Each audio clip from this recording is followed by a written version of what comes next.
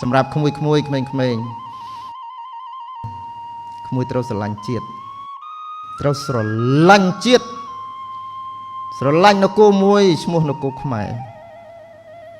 ជាតិនេះជាអ្វីគ្រប់យ៉ាងទាំងអស់ជាមេត្តាជាម្ដាយដែលចិញ្ចឹមយើងដែលឲ្យយើងអ្វីគ្រប់យ៉ាងដោយសារជាតិហ្នឹងអញ្ចឹងកូនត្រូវតែស្រឡាញ់ជាតិហើយជាតិនេះសំខាន់ណាស់បើយន់សេងជាតិស្លាប់ថ្ងៃនេះកម្ពុជានៅតែមានតែបើកម្ពុជាស្លាប់ថ្ងៃនេះយើង7 ដល់ 10 លាននាក់ងាប់ទាំងអស់អញ្ចឹងយើងត្រូវតែកសាងត្រូវតែការពារទឹកដីឲ្យបាន